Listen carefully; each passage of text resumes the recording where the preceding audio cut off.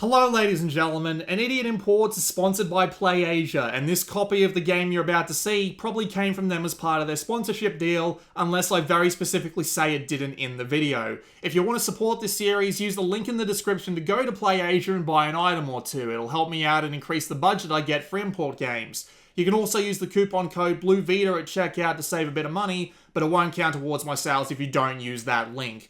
Either way, thanks for your support and enjoy the show. Hello ladies and gentlemen, this is Blue Maxima and I'm here checking out Super Robot Wars X. That's my chair going behind me in the background.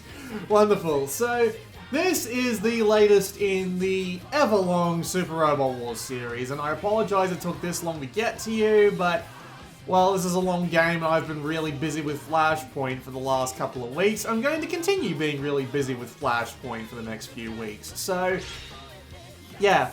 Let's just get on into it. So, not much to see out here except the library and the fact that you can download downloadable content if your Vita's on the right region. Mine isn't, so we won't worry too much about that. And we'll just load straight into the game. This is after, funnily enough, almost exactly 5 hours. Like, I don't know how I got that time just, like, straight in there like that, but I did. So, cool. Let's load her up. Actually load her up.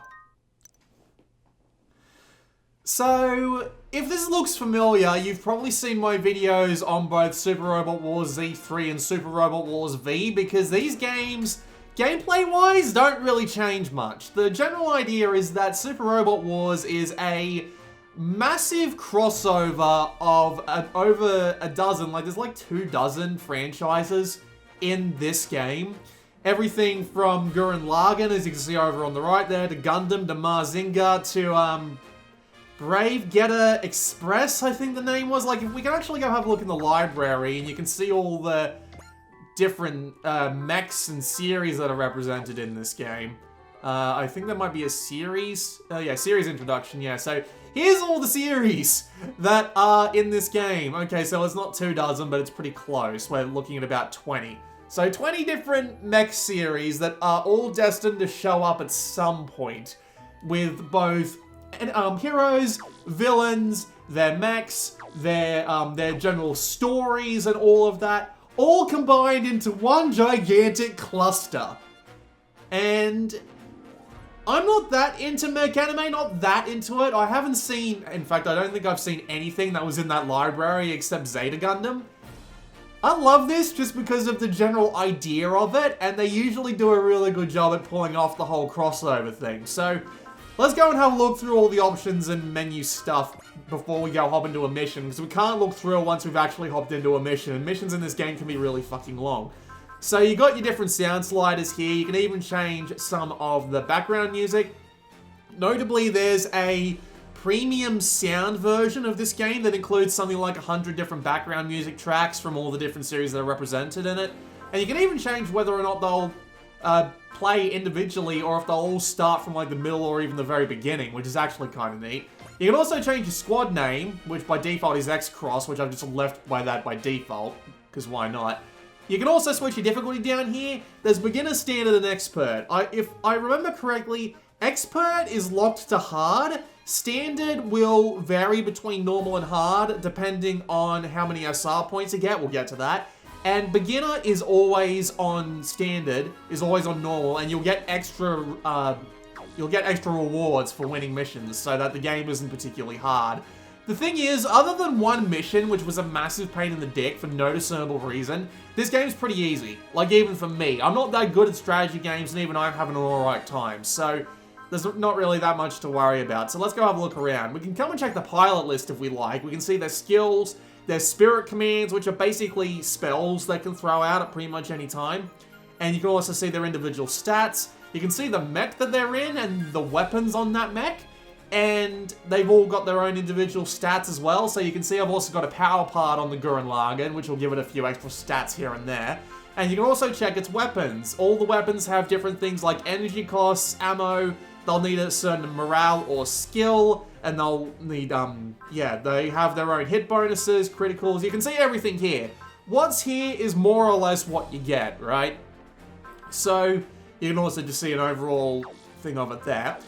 if you go to skill program, you can actually learn skills and up the parameters of certain pilots to increase their general effectiveness. So we can upgrade their skill, their CQB, which I assume affects melee attacks, RNG, which I assume affects ranged attacks and all that. You get skill programs and parameter up programs as you finish levels.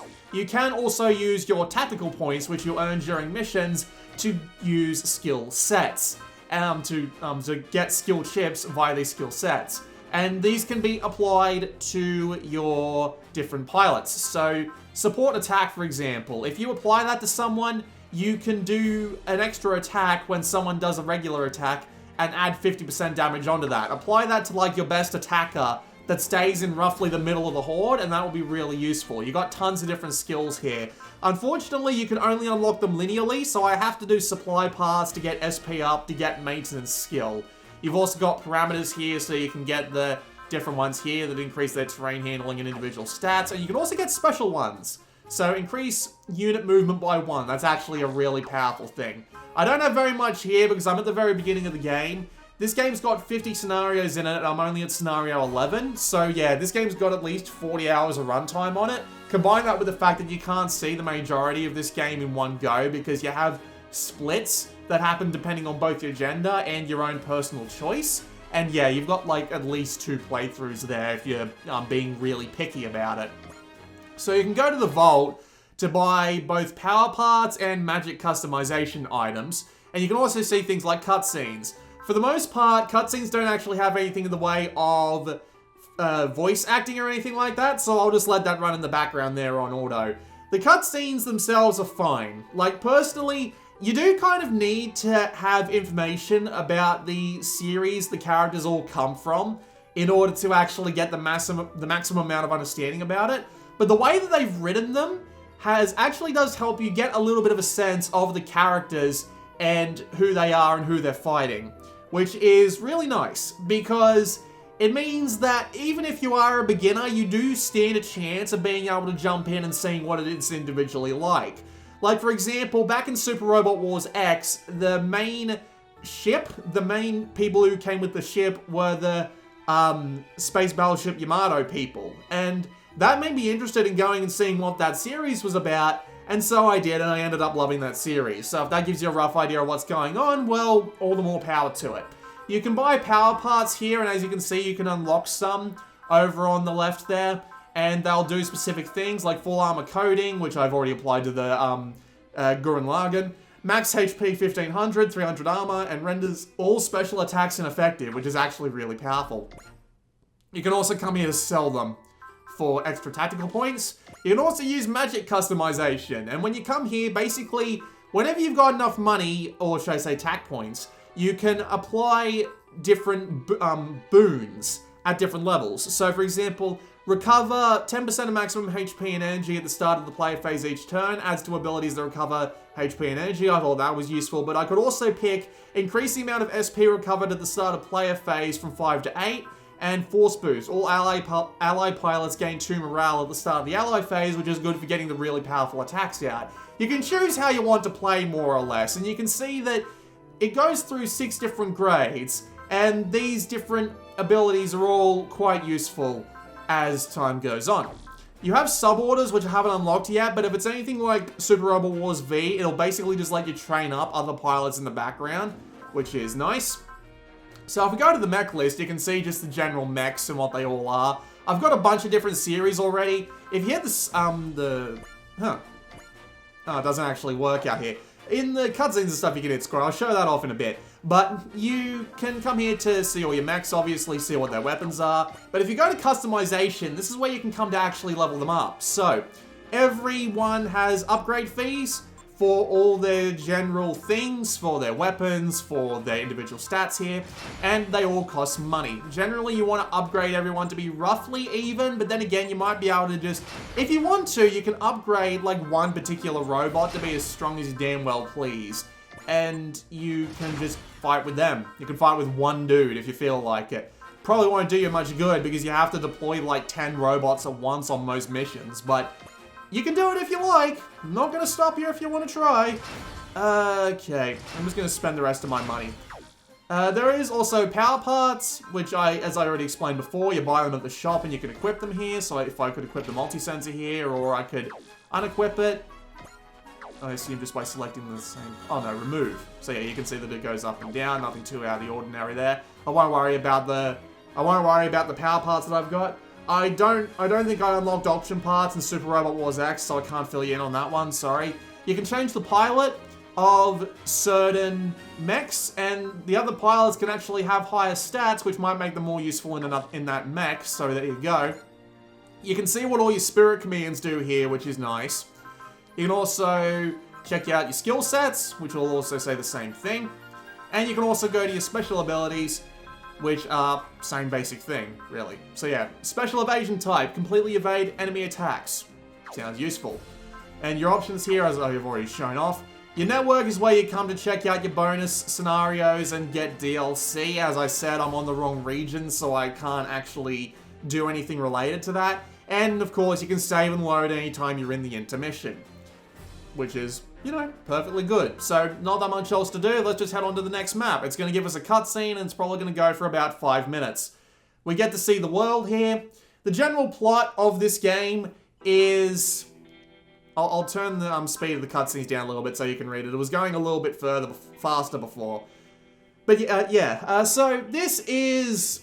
Yeah, the cutscenes. As I said before, the story, well, most of the stories of the Super Robot Wars games are basically just gigantic cluster plots where everyone comes in, everyone either starts their story or starts having their story ended, and you just go about your business in a whole new world created specifically for the game, which is a really cool idea. It is a massively, massively cool idea, and it works for the most part. Admittedly, I'm not as engaged in this world as I was in Super Robot Wars X, because we honestly don't get to learn much about this new world. It seems like a bit of an amalgamation of all of these Super Robot Wars things, but for of all of these Super Robot Wars worlds they've picked with these specific franchises, but annoyingly, they don't appear to have given the world any life of its own, which is kind of disappointing in all honesty, because there just doesn't seem to be that much unique about it to make the world, like,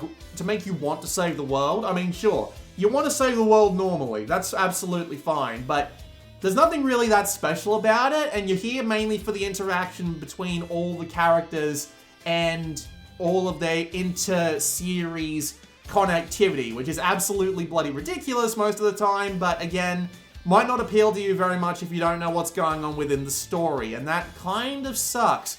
With Super Robot Wars X, it kind of got away with it because you started out on Earth in the Battleship Yamato universe, and it basically made sense because the entire plot of that was more or less, Earth is dying, we need you to save it, and you know what Earth is, and everything else is just the unknown if you're someone like me and you haven't looked through all these bloody mech series yet. But in this game, it just doesn't work so well. At the very least, I can say that the localization for the most part is on par with X as well. There are a couple of weird and unusual mistakes that have been made here and there. The major one is that your main character, like the main character of the plot, Iori, who isn't related to any series or anything at all, he has a space in between the I and the two L's of the word I'll, as in I will, with the apostrophe right there. Comma? Apostrophe? I never bloody know. But yeah, he has this weird space there. It's in every string, and I'm surprised that it got through any sort of beta testing. But it doesn't affect anything. There are a couple of weird little things like that where you can notice that a word is just slightly wrong. But again, it's nowhere near Super Robot Wars OG The Moon Dwellers, because that game was absolutely amazing with how bad its localization was. And for the most part, it seems on point. I can't say for sure, like with X, that the quotes are 100% on point with like the official versions that have been subtitled or dubbed or what have you. But for the most part, it seems okay. Everything seems on point. It doesn't seem like there's anything that's completely out of place. And all of this cross-series pollution, I shouldn't say pollution, but it's all helped out by being able to press square on literally anything that you like. and you can see a little bit of a bio about it. If it relates to an event, it'll show you a big wall of text that'll tell you about it. If it's related to a character, you'll get this screen. You can even change their facial expression, you can even hear a little bit of a voice clip. Notably, there isn't even that much voice acting in this game's main cutscenes. There are in the in-game animations, but for whatever reason, in this main story here, there's no voice acting whatsoever. Considering how much text there are in these games, it's fine.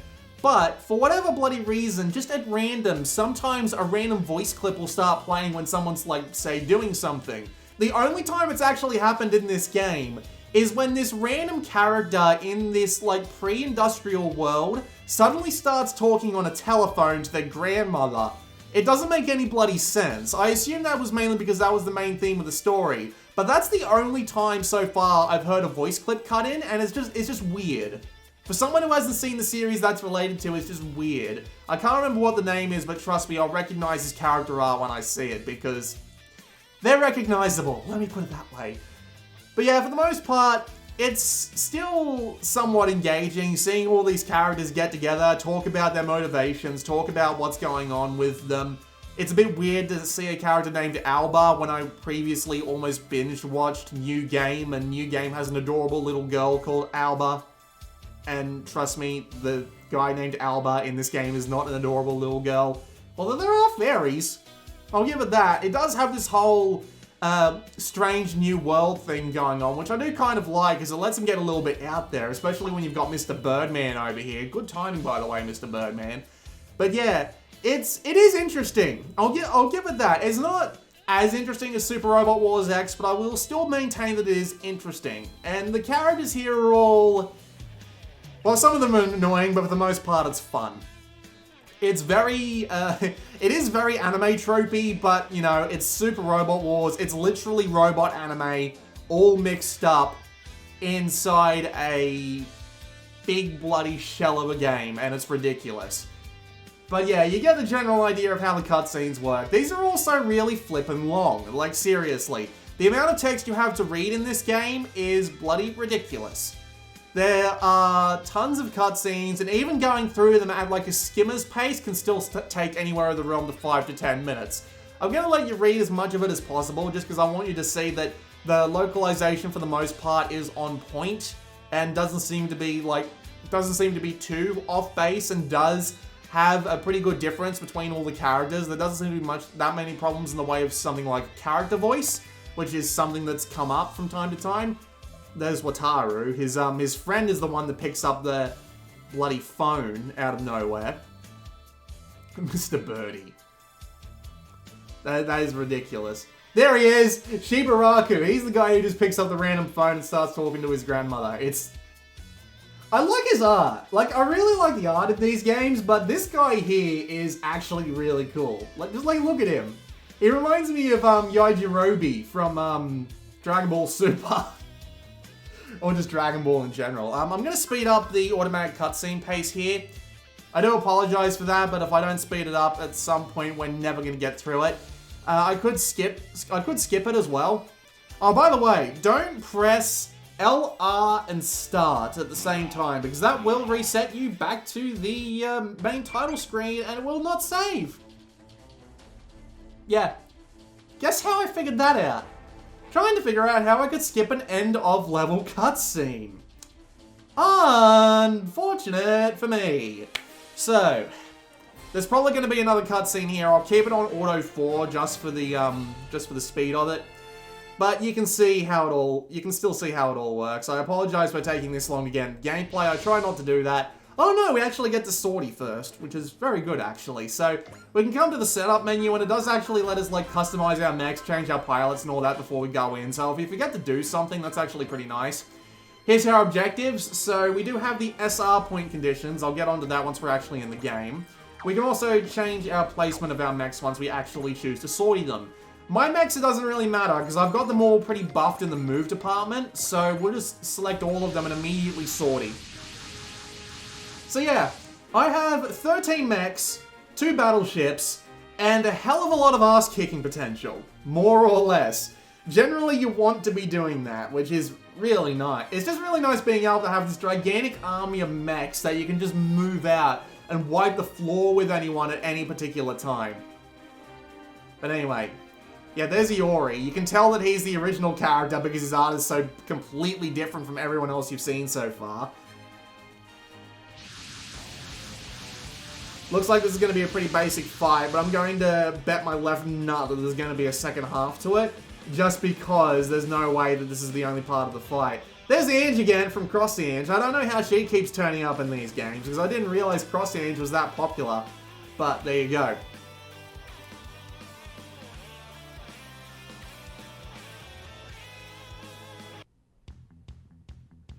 There are also all sorts of like hidden things you can do in the story.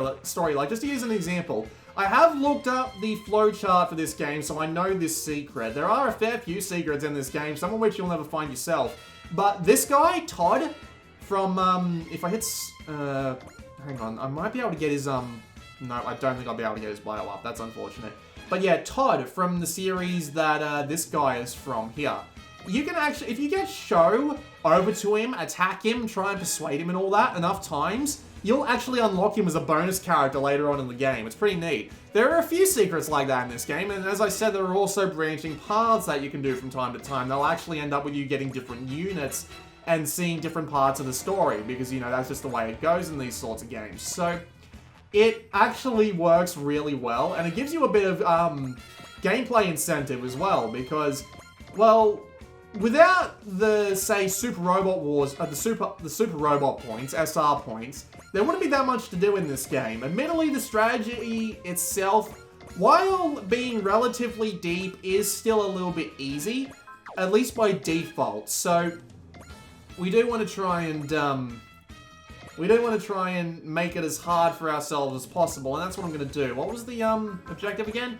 Any allied pilot reaches at least EXC 5. That's actually an interesting goal, because that means one pilot is going to be doing the majority of the killing, which is definitely interesting. So, okay, so we got moved all our dudes, so let's go and end our phase, and now the enemy gets to move as well, and they get to do roughly the same thing that we do. So, good, he attacks the Gurren Lagann. He's going to get fucked. So, let's counter his ability. So let's show off how a battle works just first. So, you have the ability to start the battle immediately. You can also turn on the demos. And the demos, oh boy.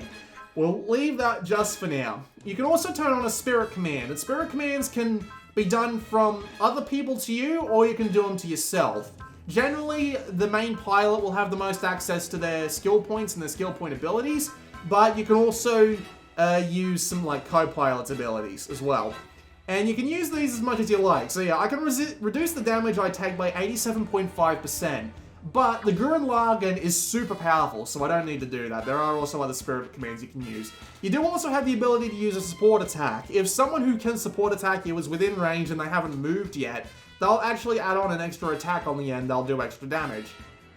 We can select what action we want to take as well. If we choose to defend, we will take the full amount of damage, but at the same time, we'll reduce the amount of damage we take just because we're defending.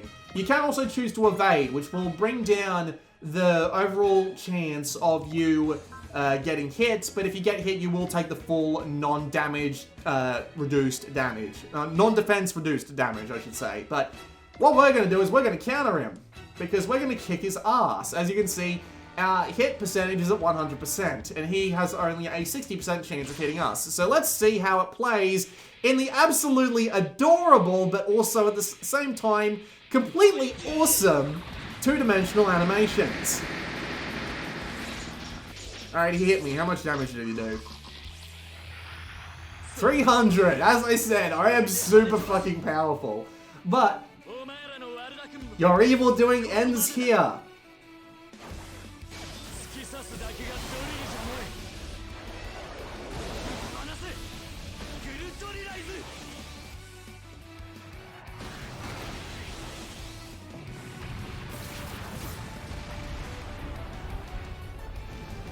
Every enemy, every attack, every player mech, every attack, they all get that sort of animation. And it's all really pretty. Like, incredibly pretty. They look amazing. Like, the first thing they do, well, the second thing they do, I should say. The second thing they do, the second trailer they release in a Super Robot Wars game is always we are going to show off the best attack we've got for we're going to show off the best attack we've got for every mech in the game. They are that proud of them. And it's easy to see why. They all look incredible. Sure, sometimes they might look a little bit blurred, and it's just sometimes some suits aren't as good as others, but I haven't come across an animation that I haven't really enjoyed watching. And it all just looks amazing. Like, seriously. I know they don't have much in the way of, like, the tactical view, but these animations are ridiculous. I can also hit X just to cancel it out. Unfortunately, you don't get to see if you take damage or not, and you have to basically just look over your dudes yourselves. But yeah, they look amazing. Seriously, this game just looks so fucking good most of the time in these animations. And you can speed up the animations as well. I'm going to do that just because this won't be as amazing an animation. But if you hold the circle button, it'll actually speed up the animation for you. Somehow I missed. And thankfully he did too, because, Jesus Christ, I'm just itching to tell you about that one goddamn mission I ran into earlier. But yeah, those animations are so nice. And they look amazing. And they have, like, special animations for all your different, boost final accuracy and reduce enemies accuracy for one turn, so it's a 100-0. Why the fuck not? So, yeah, as I was saying, the just overall quality of the animations is ridiculous, and it looks great, and it is wonderful. Just overall, to see the love and attention that's been put into all these different animations. It really, like, this is a crossover fan's wet dream. That's basically all it is, and I could not care less, because they have done a really good job. As with Super Robot Wars X and Super Robot Wars V3 and all of that, like, it's really hard to appreciate at first just how good it looks, but then you realize they did it with literally every suit and every bloody thing in the bloody game. Every suit, every attack in the game, and it looks just incredible. Same as it did with V, because of course it did. Fire Wheel! Right in the face! Right in the face, and it was a critical, so he's got 2 enemies down. Awesome. So I need to actually get him up to 5 EXC points. So we have a few things we can do here. We can see the list of the enemies. We can see the list of the allies, and this does actually tell you who's taken their turn already, which is quite useful for that. You can also press square out here to see that immediately. You have a tactical report, which will show you the overall,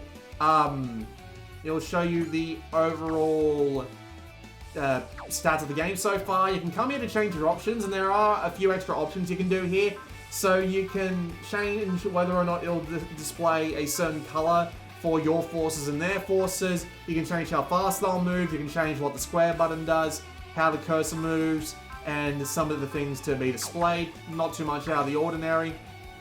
You can also rotate and zoom the battlefield if you feel the need to, which is nice. So let's just end the phase and let them take their turn. So what I'm going to do is I'm going to turn demos off for a bit, just so we can get through their battles faster.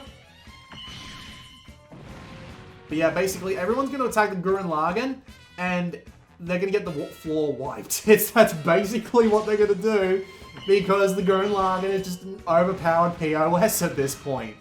At least that's what they'll be thinking of it.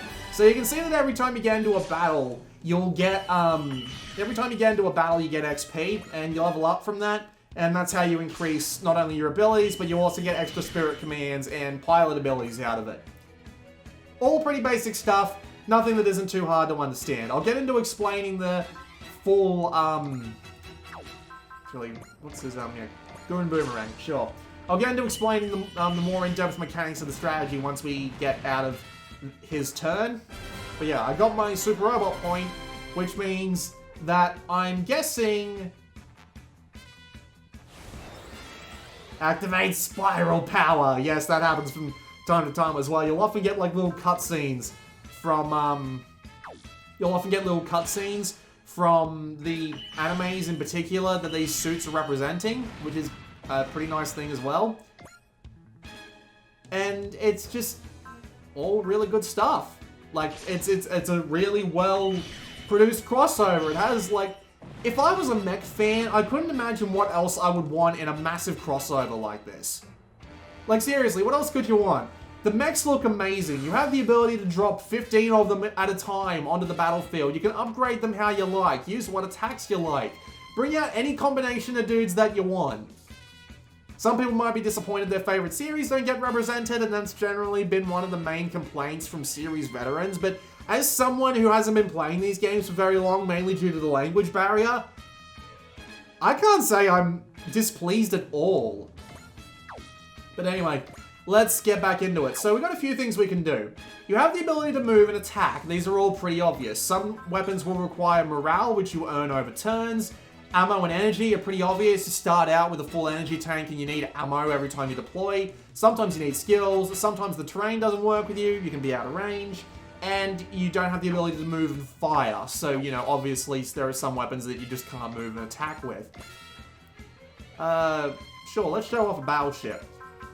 You do also have these things called EX actions. And EX actions are made... EX actions are done with EX points, and also known as EXC. And you earn EXC every time you kill an enemy. Not every time you hit an enemy, every time you kill an enemy. And whenever you kill an enemy, you get a point. And the EX actions that you can take, like the default set of them, are a certain, yeah, you sucked. I'm not even gonna give you the time of day. Deadly Toryuken, yeah, why not? We'll do it just to show off, like his animation, because this is probably gonna be one of the best in the game. But yeah. When the different EX actions are all very useful. You have the ability to hit right through the enemy's defenses, disregarding all of their defensive abilities. You have the ability to, if you kill an enemy, take another turn. You have the ability to make a critical hit. You have the ability to move a bit further and move even when you're surrounded, which is a really nice thing. Yep, look at that animation, look at that. This guy is basically the other main protagonist of this game, so you can tell where like the most of the animation budget went. And look at that slash. Excuse me for one moment, I need some water.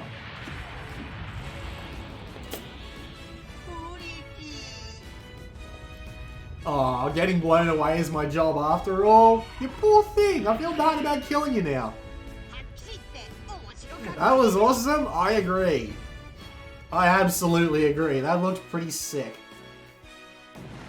Alright, we'll go back to working without the demos now, just because, well, if we did demos for everything, we'd be here all fucking day, I'm sorry. But yeah, he's dead.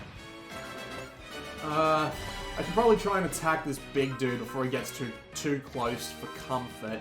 Unfortunately, it looks like that she's not the right choice for that. Let's try something else, because she has an 18% chance of hitting, and I'm not going to be able to buff that without running into lots of trouble. But anyway, here's your EX actions.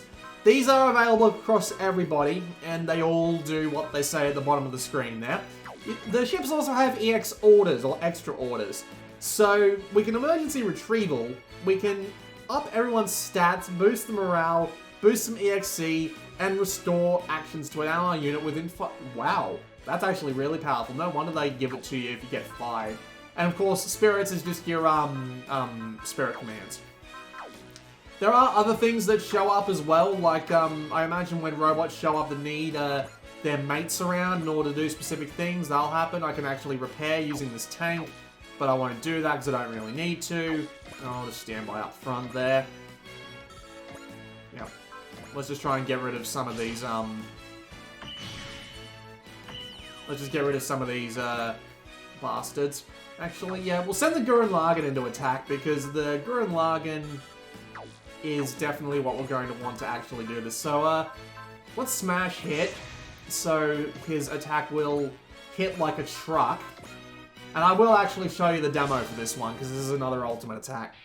And yeah, sometimes you even get to see cutscenes if the right people attack each other, which is pretty neat.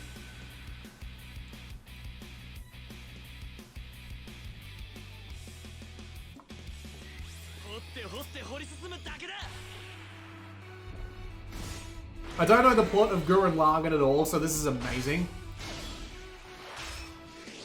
This mustache isn't for nothing, he says, as he literally pulls it off and uses it to hold the enemy in place. Really? Well, shit. And now here he comes.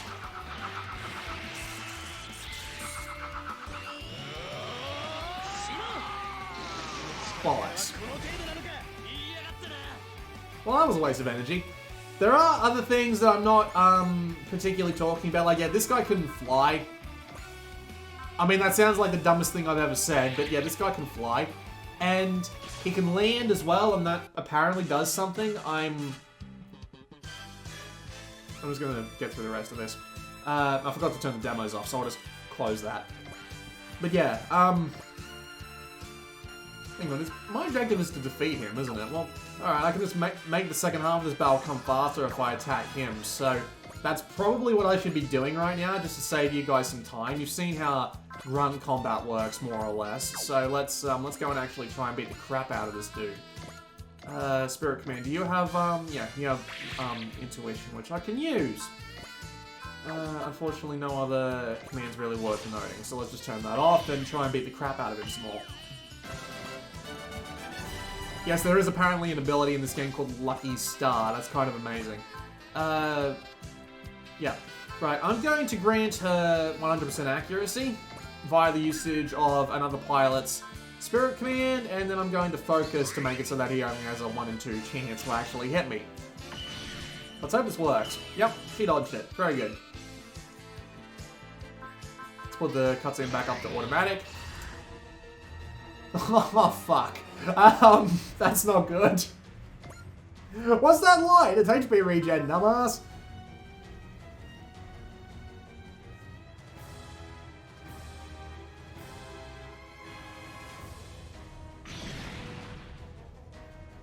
Alright, so here comes the second half of the fight, I'm guessing.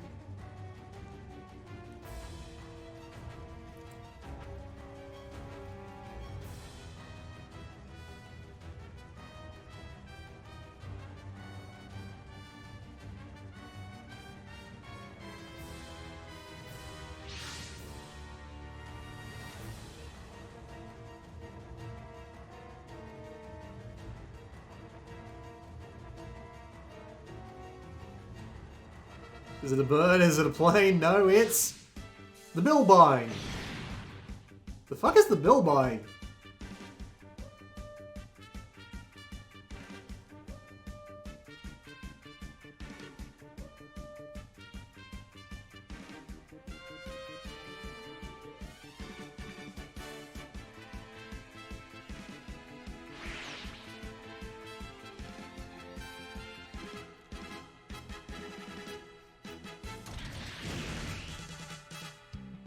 I'm guessing that is his mid-season upgrade in the anime that he's from.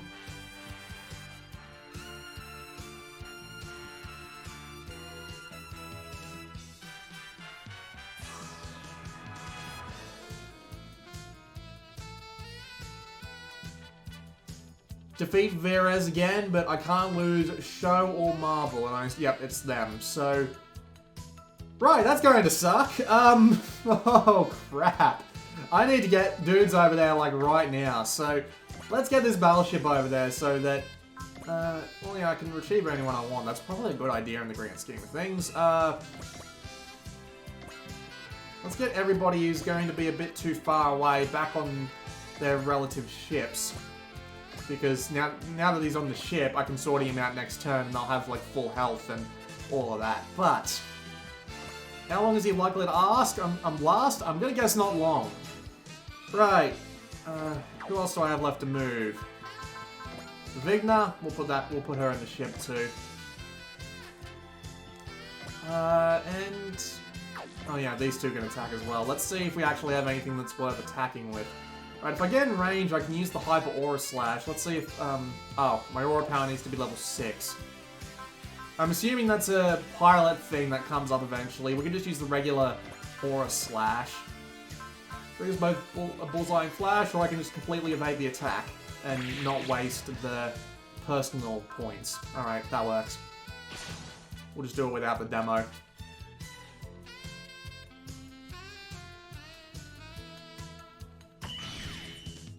Alright, critical hit and fuck all. Awesome.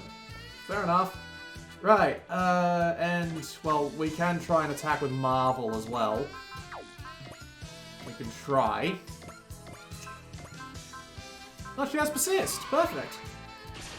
So even if she doesn't hit... Oh no, she actually hit! Oh yes! She apparently has a special evade. I didn't even notice. Awesome. Okay. That's it for everyone on my turn, I think. So let's go on to the enemy's turn. Hold the R button to fast forward a bit. Fuck you. It's too bad I can't just hold the R button, just like have all the attacks and stuff be automatically determined. The game does determine what, well, not so much what your best course of action is, but it will determine, like, if you're being attacked by an enemy, what you'll have to hit them with in order to kill them, just as an example, right? So, it's not like it's entirely retarded. In fact, most of the time you'll probably want to do what it asks you to, just because it'll get rid of the enemies faster. But at the same time, if you want to be, like, energy conservative, you probably want to, if you want to be energy conservative, you probably don't want to do what it says all the time.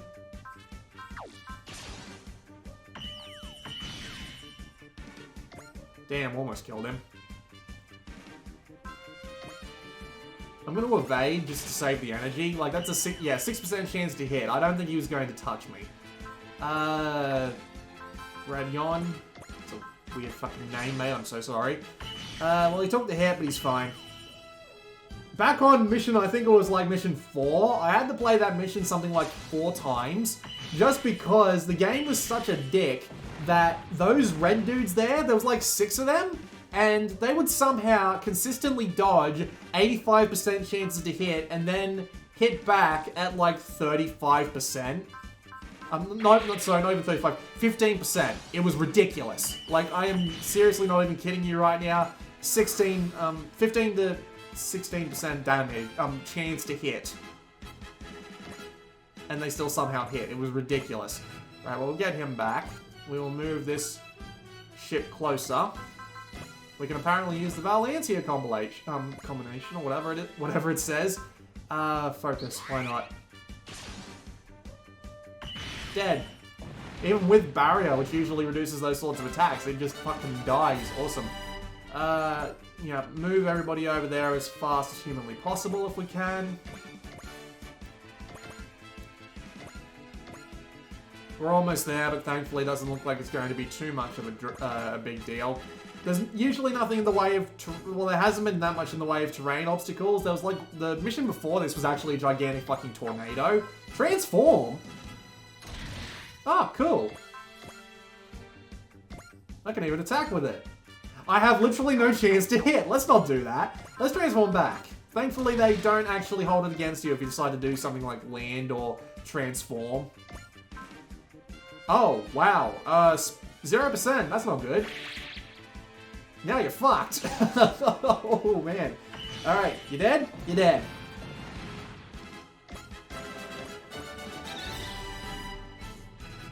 Here comes another cutscene. Let's see if this actually does lead to another, Yeah, pretty sure he just died. Rest in peace. Yep, he's dead.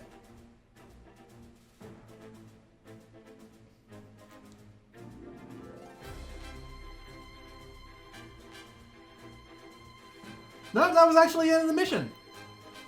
While that wasn't the most exciting mission in Super Robot Wars history, it was a pretty good demonstration of the overall gameplay and how it all works. For the most part, anyway. It's there are a couple of things I didn't point out, like the SR points. Not only do they give you extra money, but as I said before, on normal, if you have over 75% of the SR points, it'll actually put your difficulty up to hard, which means that the better you do, the harder it'll be, which is a pretty cool little feature.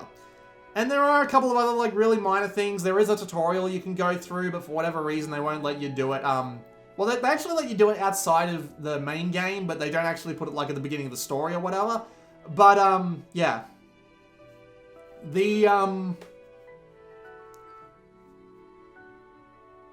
Yeah, just the overall quality of Super Robot Wars X.